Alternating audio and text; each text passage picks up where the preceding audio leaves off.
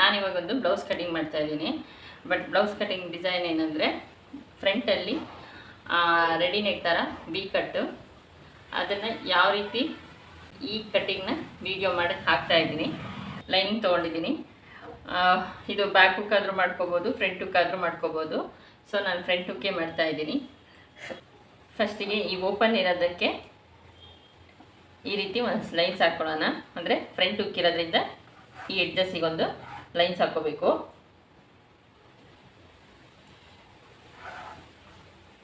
ಅಳತೆ ಬ್ಲೌಸ್ ಬಂದು deep neck ಇದೆ. ಬಟ್ ಡೀಪ್ ನೆಕ್ ಇರೋದ್ರಿಂದ ಡೀಪ್ ಇದಕ್ಕೆ ಮೆನ್ಷನ್ ಆಗಲ್ಲ. ನಾನು ಅದಕ್ಕೇ ಕ್ಲೋಸ್ ನೆಕ್ಗಳಲ್ಲಿ ನನ್ನ ಮೆಥಡ್ನ ಹೇಳ್ಕೊಡ್ತೀನಿ ಯಾವಾಗ್ಲೂ. ಅದನ್ನು ನೀವು ಫಾಲೋ ಮಾಡಿದ್ರೆ ಖಂಡಿತ ಕ್ಲೋಸ್ ನೆಕ್ನ ಸ್ಟಿಚಿಂಗ್ ಮಾಡ್ಕೋಬೋದು, ಕಷ್ಟ ಆಗಲ್ಲ. ಅದಕ್ಕೋಸ್ಕರ ಆದರೆ ನಾನು ಕಟಿಂಗ್ ಮಾಡೋ ಮೆಥಡಲ್ಲಿ ಮಾಡಿದ್ರೆ ಖಂಡಿತ ಕ್ಲೋಸ್ ನೆಕ್ಕನ್ನು ಡೀಪ್ ನೆಕ್ ಬ್ಲೌಸಲ್ಲೂ ಮಾಡ್ಬೋದು. ಕೆಲವರು ಅಳತೆ ಬ್ಲೌಸ್ ಕೊಟ್ಬಿಟ್ಟು ಕ್ಲೋಸ್ ನೆಕ್ ಮಾಡಿ ಅಂತ ಕೇಳ್ತಾರೆ. ಆವಾಗ ಮೈ ಅಳತೆ ತೊಗೊಂಡಿರಲ್ಲ, ನಾವು ಮರ್ತಿರ್ತೀವಿ. ಹಾಗಾಗಿ ನಾನು ಈ ರೀತಿ ಕಟಿಂಗ್ ಮಾಡೋದ್ರಿಂದ ಅವ್ರದ್ದು ಮೈ ಅಳತೆ ಬೇಕೇ ಬೇಕು ಅಂತ ಏನಿರಲ್ಲ. ಅದಕ್ಕೋಸ್ಕರ ನಾನು ಈ ಡೀಪ್ ನೆಕ್ಕಲ್ಲಿ ಕ್ಲೋಸ್ ನೆಕ್ನ ಯಾವ ರೀತಿ ಕಟ್ ಮಾಡೋದು ಅಂತ ಹೇಳಿ ನಿಮಗೆ ಹೇಳ್ಕೊಡ್ತೀನಿ. ಫಸ್ಟಿಗೆ ನಾನು ಇಲ್ಲೊಂದು ಲೈನು ಸ್ಟ್ರೈಟಾಗಿ ಹಾಕ್ಕೊಂಡಿದ್ದೀನಿ. 4 ಡಾಟ್ ಕಪ್ಸಿಂದು ಬ್ಲೌಸ್ ಇದು. ಅದೇನಿದೆ ಅದೇ ರೀತಿ ಸೇಮ್ ತೊಗೋತೀನಿ. ಫಸ್ಟಿಗೆ ಉದ್ದ ಲೆಂತ್ ಏನಿದೆ ಅದನ್ನು ತೊಗೋತಾ ಇದ್ದೀನಿ. 12.5 ಇಂಚ್ ಬರುತ್ತೆ. ಅದಕ್ಕೆ 1 ಇಂಚ್ ಎಕ್ಸ್ಟ್ರಾ ಸೇರಿಸಿದ್ರೆ 13.5 ಇಂಚ್ ಆಗುತ್ತೆ. 13.5 ಇಂಚಿಗೆ ನಾನು ಮಾರ್ಕ್ ಮಾಡ್ಕೋತೀನಿ. ಈ ಕ್ಲೋಸ್ ನೆಕ್ ಇರೋದ್ರಿಂದ ನಾನು ಒಳಗಡೆ ಸ್ಟ್ರೈಟ್ ಮಾಡಲ್ಲ, ಒಳಗಡೆಗೆ ಮಾರ್ಕ್ ಮಾಡಲ್ಲ. ಈ ರೀತಿ ಕ್ರಾಸಾಗಿ ಈ ಬಿಡ್ತಿಂದ ಇದೇನಿದೆ ಈ ಸ್ಟ್ರೈಟಿಂದ ಈ ಸ್ಟ್ರೈಟಿಗೆ ಕ್ರಾಸಾಗಿ ಮಾರ್ಕ್ ಮಾಡ್ಕೋಬೇಕು. ನಾರ್ಮಲ್ ಬ್ಲೌಸಿಗೆ ಬೋಟ್ ನೆಕ್ಕಿಗೆಲ್ಲ ಈ ರೀತಿ ಸ್ಟ್ರೈಟಾಗಿ ಲೈನ್ ಮಾಡ್ಕೋಬೇಕಾಗತ್ತೆ. ಕ್ಲೋಸ್ ನೆಕ್ಕಿಗೆಲ್ಲ ಈ ರೀತಿ ಕ್ರಾಸಾಗಿ ಲೈನ್ಸ್ ಹಾಕೋಬೇಕಾಗುತ್ತೆ. ಡೀಪ್ ನೆಕ್ಕಿಗೆ ಮಾತ್ರ ಈ ರೀತಿ ಒಳಗಡೆಗೆ ಕ್ರಾಸ್ ಹಾಕೋಬೇಕಾಗುತ್ತೆ. ಶೋಲ್ಡರ್ ಡ್ರಾಪ್ ಆಗುತ್ತೆ ಅನ್ನೋ ಒಂದು ಕಾರಣಕ್ಕೋಸ್ಕರ. ಇವಾಗ ನಾನಿದು ಸ್ಟ್ರೈಟಾಗಿ ಹಾಕಿದ್ದ ಇದು ನನಗೆ ಬೇಡ. ಸೊ ಈ ಕ್ರಾಸ್ ಲೈನ್ನ ನಾನು ಮೆಜರ್ಮೆಂಟಿಗೆ ತೊಗೋತೀನಿ. ಫಸ್ಟಿಗೆ ನಾನು ಅವ್ರದ್ದು ಬಾಡಿ ಫಿಟ್ಟಿಂಗ್ನ ನೋಡ್ಕೋತೀನಿ ಎಷ್ಟಿದೆ ಅಂತ ಹೇಳಿ. ಮೊದಲು ಬಾಡಿ ಮೆಜರ್ಮೆಂಟ್ನ ತೊಗೊಂಡ್ರೆ ನಮಗೆ ಕ್ಲೋಸ್ ನೆಕ್ ಹೊಲಿಯೋದಕ್ಕೆ ಈಸಿ ಆಗುತ್ತೆ. 8.25 ಇಂಚು ಬರುತ್ತೆ ಬಾಡಿ ಮೆಷರ್ಮೆಂಟು. ಕ್ಲೋಸ್ ನೆಕ್ ಇರೋದ್ರಿಂದ ಶೋಲ್ಡರ್ ಆರ್ಮ್ಸ್ ಲೆಂತು 6ವರೆಗೂ ತಗೊಳುತ್ತೆ. ಫಸ್ಟಿಗೆ ನಾವು ಉದ್ದ ಲೆಂತು 6 ಇಂಚು ಮಾರ್ಕ್ ಮಾಡ್ಕೋಬೇಕು. ಅದಾದಮೇಲೆ 8.25 ಇಂಚಿಗೆ ನಾನು ಸ್ಟ್ರೈಟಾಗಿ ಮಾರ್ಕ್ ಮಾಡ್ಕೋತೀನಿ. ಈಗ ಇದು ಫ್ರಂಟಿನ ಮೆಷರ್ಮೆಂಟು. ಇಲ್ಲಿ ಎಷ್ಟು ಉಳಿಯುತ್ತೆ ನನಗೆ 7 ಇಂಚ್ ಉಳಿಯುತ್ತೆ. ಈ ಮಾರ್ಕಿಂದ ಇಲ್ಲಿಗೆ 7 ಇಂಚ್ ಉಳಿಯುತ್ತಲ್ಲ, ಈ 7 ಇಂಚಿಗೆ ನಾನು ಇಲ್ಲಿ ಶೋಲ್ಡರ್ನ ಇಟ್ಕೋತೀನಿ. ಇದೀನಲ್ಲ ಅದರಿಂದ ಈಚೆಗೆ ಬರೋ ಮೆಜರ್ಮೆಂಟ್ನ 7 ಇಂಚ್ ಬರುತ್ತೆ. ಆ 7 ಇಂಚಿಗೆ ನಾನು ಸ್ಟ್ರೈಟಾಗಿ ಮಾರ್ಕ್ ಮಾಡ್ಕೋತೀನಿ. ಕ್ಲೋಸ್ ನೆಕ್ ಇರೋದ್ರಿಂದ ಅವ್ರಿಗೆ 2.5 ಇಂಚು ಸಾಕಾಗುತ್ತೆ. ಇದೇ 2.5 ಇಂಚನ್ನು ಬ್ಯಾಕಿಗೂ ಫಾಲೋ ಮಾಡಬೇಕಾಗುತ್ತೆ. ಈಗ ಅವ್ರದ್ದು ನನಗೆ 4.25 ಇಂಚು ಶೋಲ್ಡರ್ದು ಕ್ಲಾತ್ ಬಿಡಬೇಕಾದಷ್ಟು, ಅಂದರೆ ಶೋಲ್ಡರ್ನ ನಾವೇನು ಸ್ಟಿಚಿಂಗ್ ಮಾಡ್ತೀವಿ ಆ ಶೋಲ್ಡರ್ ಸ್ಟಿಚಿಂಗ್ ಬಂದು 4.25 ಇಂಚ್ ಬರುತ್ತೆ. ಅವ್ರದ್ದು ಡೀಪ್ ಏನಿದೆ ಅದೇ ಡೀಪ್ನೇ ನಾನು ತಗೋತಿದ್ದೀನಿ. ಸ್ಟ್ರೈಟಾಗಿ 7.25 ಇಂಚಿದೆ. 7.25 ಇಂಚಿಗೆ ನಾನು ಸ್ಟ್ರೈಟಾಗಿ ಮಾರ್ಕ್ ಹಾಕ್ಕೊಡ್ತೀನಿ. ಅದಾದಮೇಲೆ ಬ್ರಾಡ್ ಏನಿದೆ ಆ ಬ್ರಾಡಿಗೆ 3.25 ಇಂಚು ಸಾಕು. ಇವರ ಅಳತೆಗೆ 3.25 ಇಂಚು ಸಾಕು.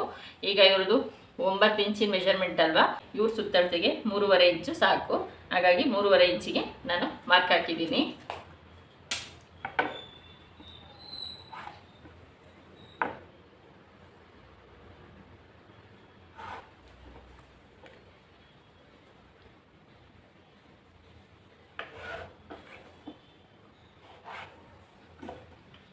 ಈಗ ಇದಕ್ಕೆ ಒಳಗಡೆಯಿಂದ ಶೇಪ್ ಹಾಕೋಬೇಕು.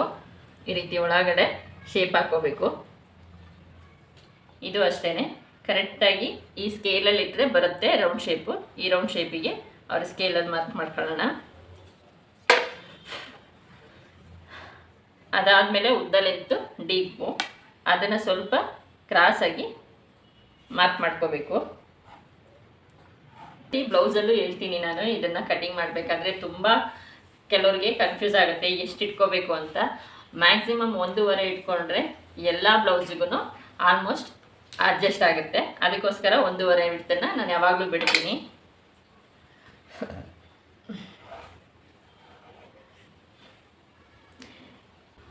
ಈಗ ನನಗೆ ಸೆಂಟ್ರಿಂದ ಡಾಟ್ ಹಿಡಿಯೋದಕ್ಕೆ 9.25 ಇಂಚ್ ಬೇಕಾಗುತ್ತೆ. 9.25 ಇಂಚಿಂದ 10 ಇಂಚ್ ಬೇಕಾಗುತ್ತೆ. ನಾನು 9.25 ಇಂಚಿಗೆ ಮಾರ್ಕ್ ಮಾಡ್ಕೊಂಡಿದ್ದೀನಿ.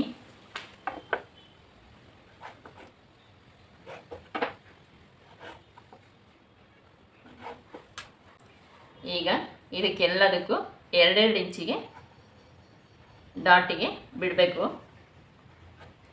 ಇದು ಮಾತ್ರ 1.5 ಇಂಚಿಗೆ ಡಾಟ್ನ ಮಾರ್ಕ್ ಮಾಡ್ಕೋಬೇಕು. ಇವರ ಸುತ್ತಳತೆ ಮೆಜರ್ಮೆಂಟಿಗೆ 1 ಇಂಚು ಡಾಟ್ ಸಾಕಾಗುತ್ತೆ.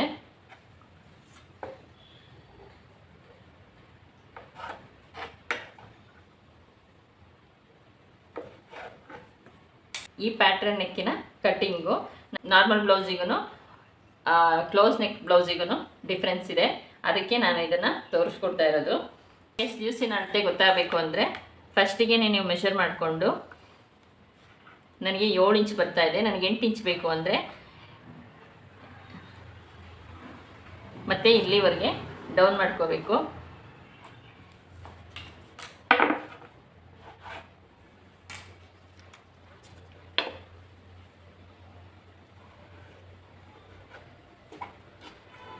ಇದು ಡಾಟ್ ಪಾಯಿಂಟ್, ಡಾಟ್ ಸ್ಟಿಚಿಂಗ್ ಮಾಡಾದಮೇಲೆ ನೀವೆಷ್ಟು ಡಾಟ್ ಹಿಡಿದ್ದೀರಾ ಅಷ್ಟು ಮೆಷರ್ಮೆಂಟು ಈ ಕಡೆ ಮುಂದಕ್ಕೆ ಹೋಗುತ್ತೆ. ಆವಾಗ ನಾವು ಈ ರೀತಿ ಮಾರ್ಕನ್ನು ಮತ್ತೆ ರೆಡಿ ಸ್ಟಿಚಿಂಗಿಗೆ ಮಾರ್ಕ್ ಮಾಡ್ಕೋಬೇಕು. ಈಗ ನಾನಿದು ರೆಡಿ 8.25 ಇಂಚ್ ಇಟ್ಟಿದ್ದೀನಿ. ಡಾಟ್ ಹಿಡಿದಾದ್ಮೇಲೆ ರೆಡಿ 8.25 ಇಲ್ಲಿಗೆ ಬರುತ್ತೆ. ಆವಾಗ ನೀವು ಈ ಮೆಷರ್ಮೆಂಟಿಗೆ ನೀವು ಸ್ಲೀವ್ಸ್ನ ಕೂರಿಸ್ಬೇಕಾಗತ್ತೆ. ಇದಿಷ್ಟು ಫ್ರಂಟ್ ಪಾರ್ಟ್ನ ಕಟ್ಟಿಂಗು.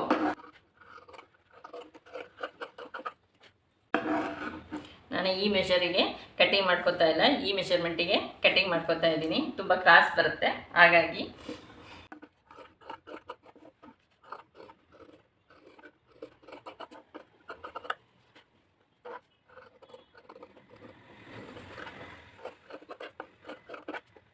ಇದೇ ರೀತಿ ಬ್ಯಾಕ್ ಬೇಕು ಅಂದ್ರೂ ಇದೇ ರೀತಿ ಕಟ್ ಮಾಡಿಕೊಂಡು ಕಟ್ಟಿಂಗ್ ಮಾಡಿ ಸ್ಟಿಚಿಂಗ್ ಮಾಡ್ಬೋದು. ಸೇಮ್